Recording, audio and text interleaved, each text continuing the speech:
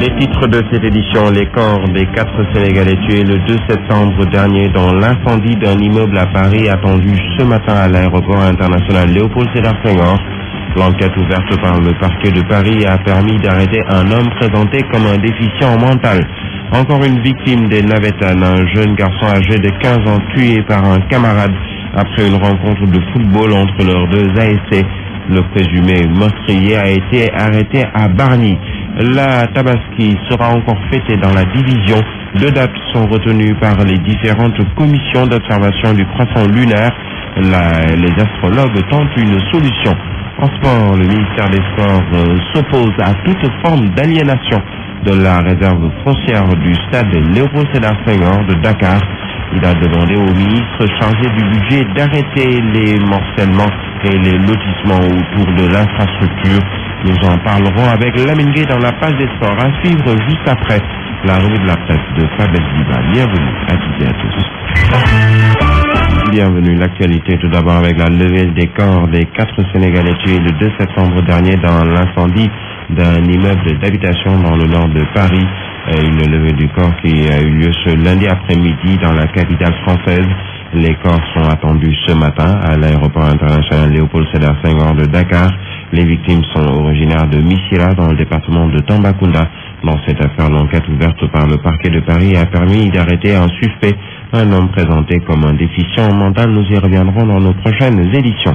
Les Navétanes ont encore fait une victime à Bargny. Un jeune garçon âgé de 15 ans a été tué par un camarade suite à une altercation après une rencontre de football entre leurs deux ASC.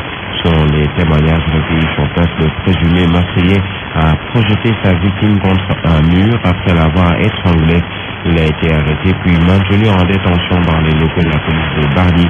Les parents de la victime meurtrie demandent la suspension des Navétanes dans la localité. Correspondant chez Ahmed Diagne. Ibrahima Sy, c'est le nom du jeune garçon décédé suite à une altercation après un match de football entre deux ASC. Les faits se sont déroulés à Bargny. Son oncle paternel, Balandoy, témoigne. Ça s'est passé au niveau du stade de Bargny. La victoire, c'est entre les deux mots. Et à la suite, maintenant, il y a eu des fourrés. Auquel du fourré, les gosses ont insisté là-bas. Et maintenant, l'histoire a fini son parcours au niveau du quartier où le gosse a été agressé, étranglé et mis à mort par le gosse. Par le nom Ibrahima Diop. Il a été projeté sur un mur. Après étranglement, on l'a perdu l'autonomie. Ibrahima Sy est la énième victime des Navétanes à Bargny. La localité enregistre souvent des violences liées à ces genres de compétition, ce qui pousse les parents à demander l'arrêt des Navétanes dans la localité. Ça fait trop lourd. C'est toujours un lourd viande dans Bargny. C'est un événement qui mérite d'être supprimé. Ça, c'est mon avis personnel. Oui, c'est ça le problème. Mais quand il y a eu mort d'homme, ça devient très grave. Ça devient très grave. Mon avis, c'est de supprimer carrément une façon de faire un très lourd viande à Bargny. C'est encore et toujours la consternation dans le quartier de Ibrahima Sy. Ses parents observent le deuil au moment où son meurtrier, lui, est présentement entre les mains de la police. Ahmed Tidiane Seck, Bargny, Zik FM. Ahmed Tidiane Seck, le reste de l'actualité. Les travailleurs de AHS, Aviation Handling Service, menacent de cesser toute activité pour protester contre la mesure de l'administrateur provisoire de vouloir défalquer 1000 francs CFA sur leur avance Tabaski. Selon toujours ces travailleurs, l'administrateur a imposé un taux d'intérêt de 2% pour le remboursement de l'avance, chose qu'il dénonce. C'est un compte rendu de Salif Kébessa. À quelques jours de la Tabaski, le travail risque d'être paralysé à la société AHS. Ces professionnels du handling protestent contre la volonté de leurs dirigeants de défalquer 58 000 francs sur leur avance Tabaski et de le leur faire payer en y ajoutant des intérêts. Alassane Doy, secrétaire général du SUTAS.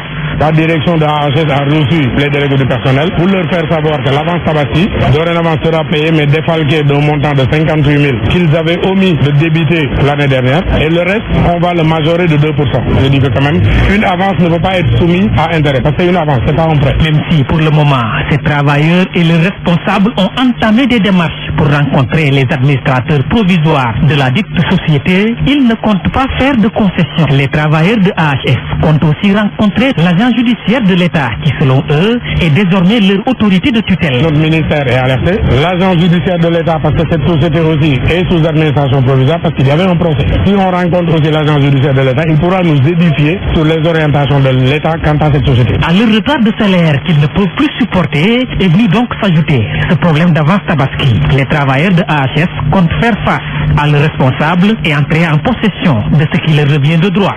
Et puis nous parlons toujours de ces travailleurs qui ont parlé de l'ouverture prochaine de l'aéroport Blaise Diagne de Diass. Ces travailleurs déclarent n'être nullement inquiétés par rapport à la conservation de leur emploi. Le secrétaire général du syndicat Alassane Ndoye s'est exprimé au micro de notre reporter. Au niveau de cette plateforme aéroportuaire et même de Diass où on va aller, AHS et SHS sont des sociétés incontournables. Le transport aérien ne s'apprend pas à l'école, ça s'apprend au niveau de ces entreprises et les professionnels c'est nous, et pas ceux qui sont dehors. Donc moi je n'ai aucune crainte sur Diass, quel que soit le scénario, AHS sera là-bas, SHS sera là-bas. Ça parce que c'est nous qui décidons en tant que travailleurs professionnels de ce secteur.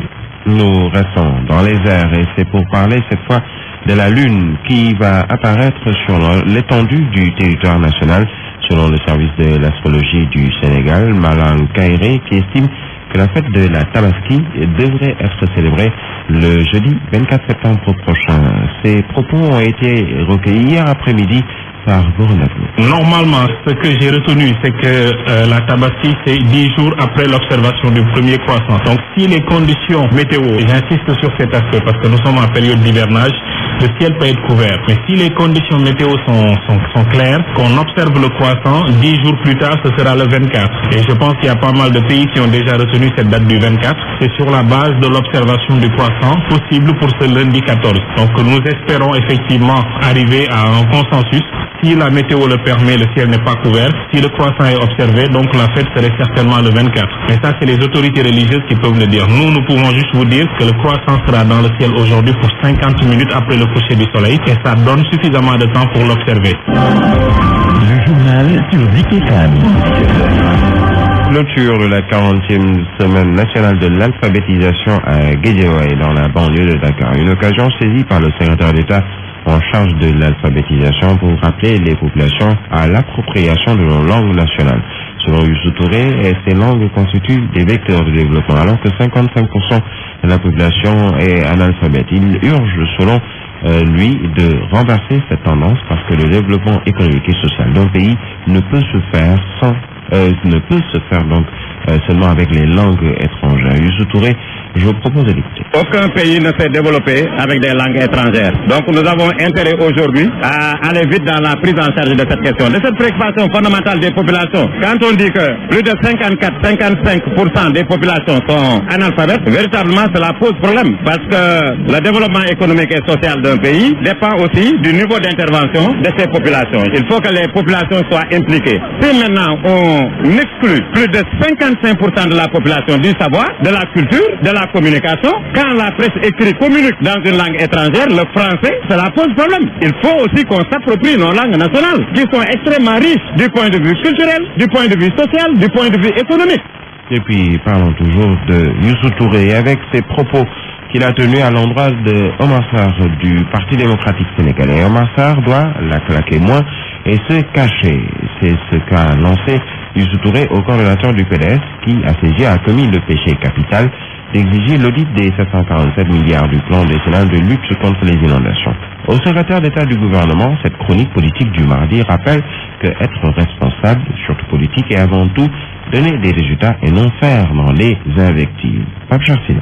Youssou Touré, à chaque fois que ça va mal dans ce pays, n'a déplaise à votre régime, nous vous dirons toujours que ça va mal. Et là, ça va vraiment mal. Cette eau bénite des pluies est devenue pour la plupart d'entre nous une eau ennemie en raison de l'inefficacité de votre plan décennal. Plan décennal de lutte contre les inondations, un des premiers plans du président Macky Sall, avec une rondelette enveloppe de 767 milliards de francs CFA. Il y a 3 ans, Monsieur le Président nous promettait avec ce plan de construire des réseaux de canalisation supplémentaires, des pompes à eau, des bassins de rétention.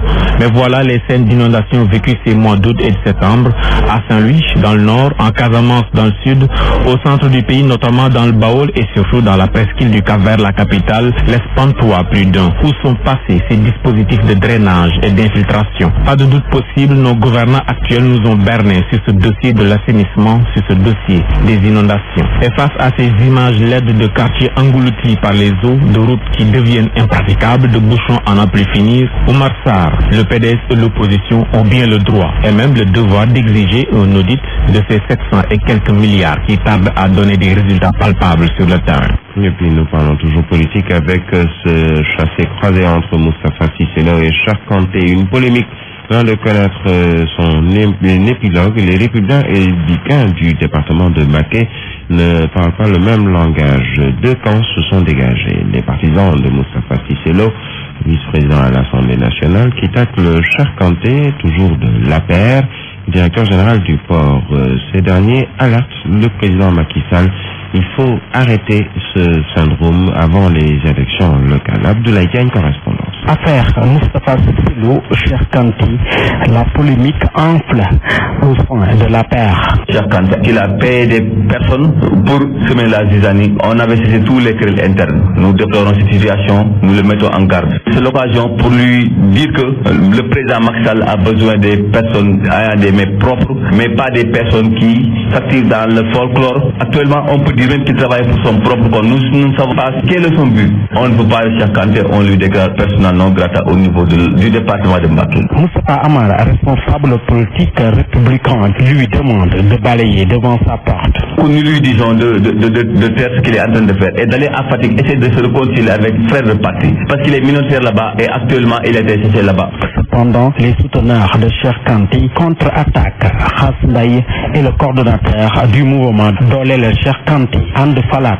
Macky Sall. Après, nous devons apprendre à laver notre linge en famille. Si on continue, on risque de perdre la prochaine présidentielle. Et Cheikh Kanté est un espoir. Abdoulaye Diagne, Mbacké, Abdoulaye Diagne, le Parti socialiste à l'assaut de la reconquête du pouvoir. En tout cas, la jeunesse socialiste du département de Pikine était en séminaire de formation sur l'idéologie du Parti socialiste et le concept de leadership. Pour ces jeunes, le PS doit être la locomotive de la coalition Benno Bokk Yakaar. N'empêche que l'objectif reste clair, revenir aux affaires.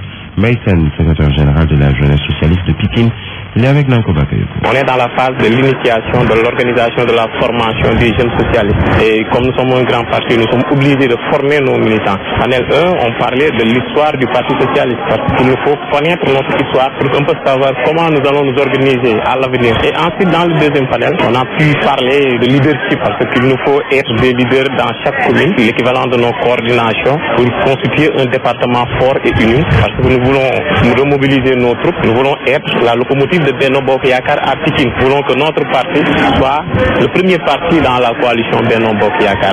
Nous voulons rester forts et nous voulons préparer un peu les échéances à venir, s'agissant des élections présidentielles comme des élections ultérieures. Et puis, toujours en politique et toujours à Pikine, le mouvement citoyen émergence du Sénégal demande au président de la République d'organiser des assises sur les inondations, comme c'est le cas avec l'éducation et la santé. Selon le coordonnateur du dit mouvement, chaque année, l'État met des milliards dans la lutte contre les inondations, mais le résultat escompté n'y est pas. Il a effectué une tournée dans quelques zones inondées de la banlieue. Charmar Gueye s'appelle, il est le coordonnateur national du mouvement émergence pour le Sénégal. Le voici avec Younous Abal. Le constat que nous avons fait, c'est un constat alarmant. Nous avons trouvé d'abord des populations qui vivent dans le désarroi. Parce que tout simplement, toutes les zones sont des zones inondées. Ils vivent actuellement dans les eaux, n'est-ce pas? Partout où nous sommes passés, de Gounas donc jusqu'à Thiaroye Menam, donc jusqu'à Diamaguène Diacksao, nous avons trouvé les populations qui se trouvaient donc dans les eaux. Bientôt donc c'est l'approche donc de la Tabaski. Chaque année, l'État dépense des milliards pour qu'il n'y ait pas d'inondation. Mais le constat est là. Maintenant, nous appelons le chef de l'État. Il faut que le président de la République donc prenne ses responsabilités, comme il l'a fait donc avec l'éducation. Nous suggérons ce qu'on appelle donc l'assise sur les inondations. Pour que donc tous les acteurs donc s'assoient autour d'une même table pour qu'on fasse donc l'assise sur les inondations.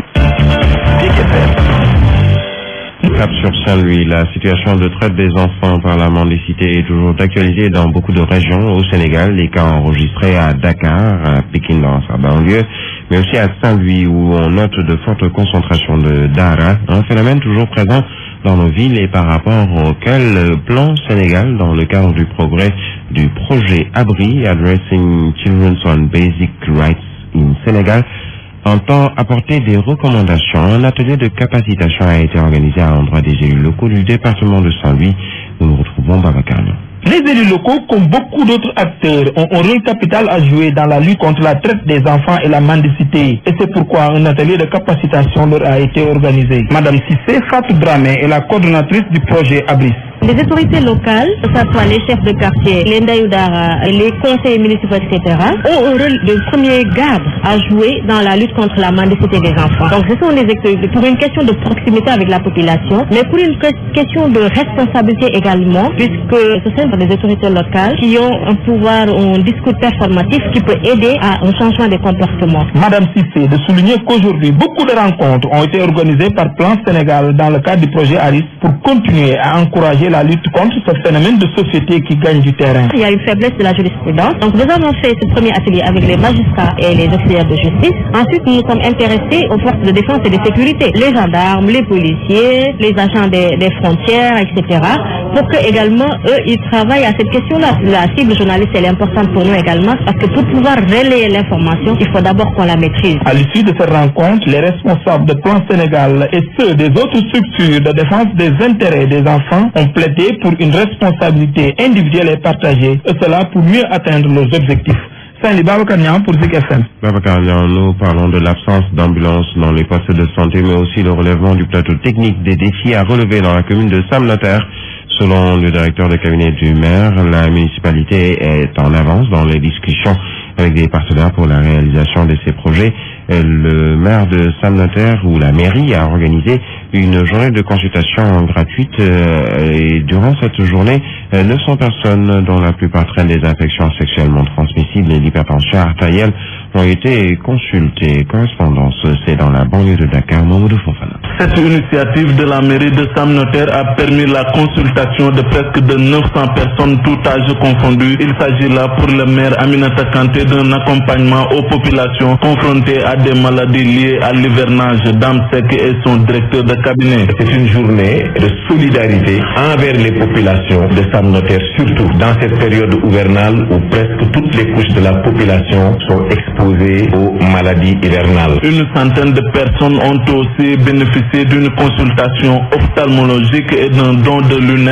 À part la cataracte et la myopie qui touchent une infime partie de la population, à Sam Notaire, l'hypertension artérielle et les infections sexuellement transmissibles sont les pathologies les plus fréquentes. Puisqu'on a eu beaucoup d'adultes, beaucoup de vieux qui ont des hypertension artérielle. On a aussi des cas d'IST en contagionico, tant plus que si les 112 femmes vivent, on a constaté que les 60 ont considéré des cas de plus d'écoulement vaginal. La mairie de Sam Notaire déclare ainsi placer la santé comme une super priorité et dans ce sens d'ailleurs l'absence d'ambulance dans les postes de santé ne sera bientôt qu'un mauvais souvenir, car même pour le relèvement du plateau technique et le recrutement du personnel qualifié, elle est en avance dans les discussions avec ses partenaires, rassure le directeur de cabinet du maire.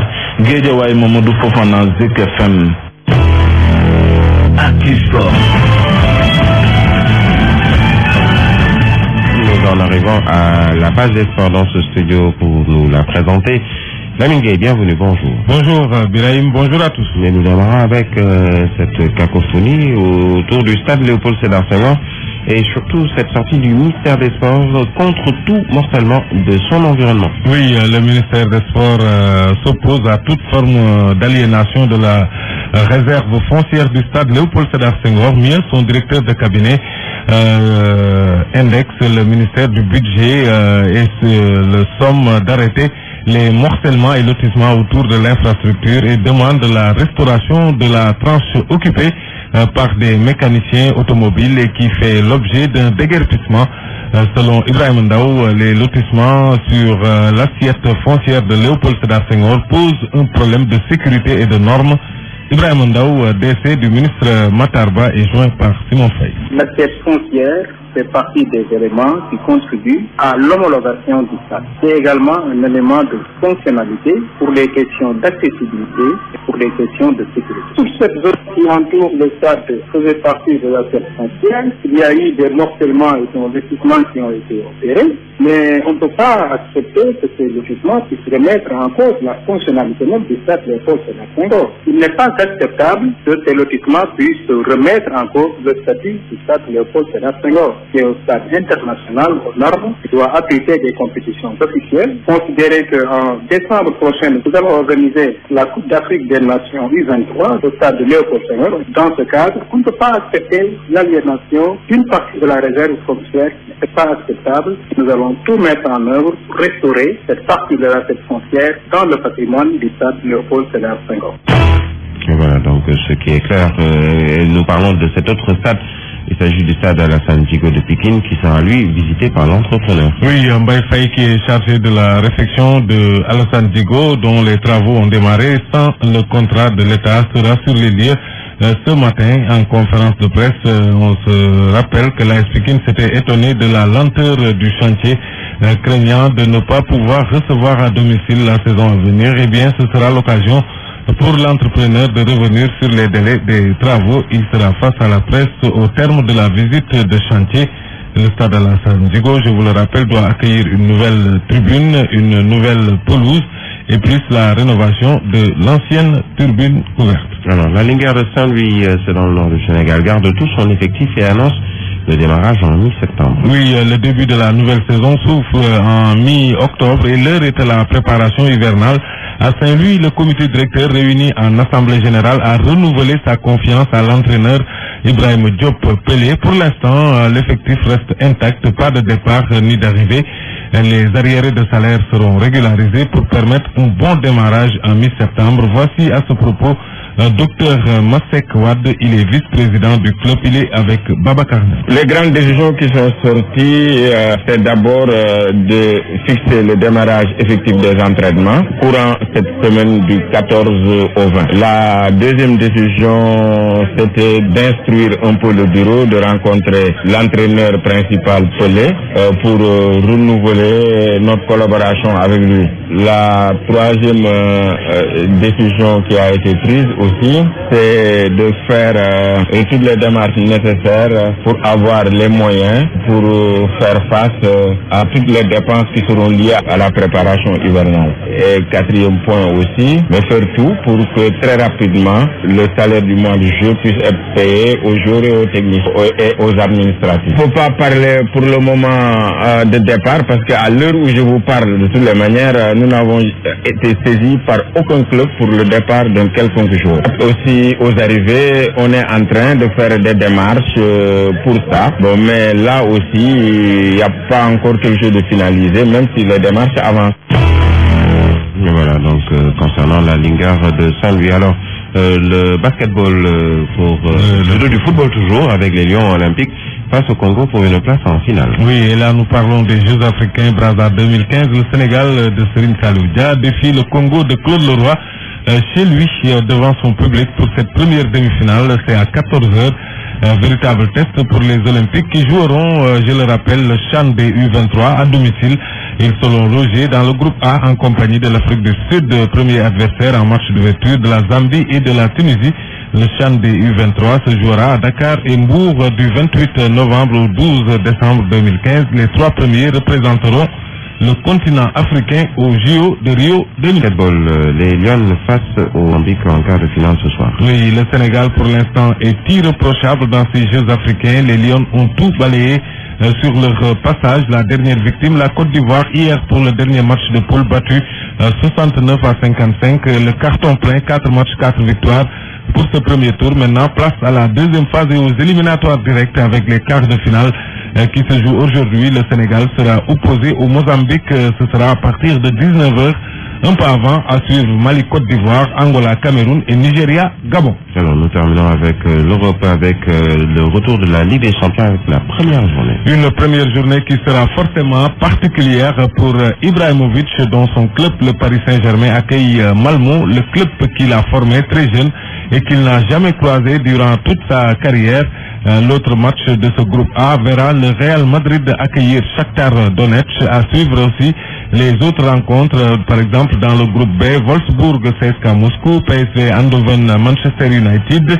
Dans le groupe C, Benfica de Lisbonne accueille Astana, Galatasaray sera opposé à l'Atlético Madrid. Et enfin dans le groupe D, à suivre Séville, Borussia Mönchengladbach Et puis Manchester City jouera contre la Juventus, un match voilà, qui a l'air déséquilibré puisque Manchester City est le leader de la Premier League qui a gagné tous ses matchs. La Juve, quant à elle, a des difficultés, un seul point depuis le début du championnat du calcio. Voilà pour la page.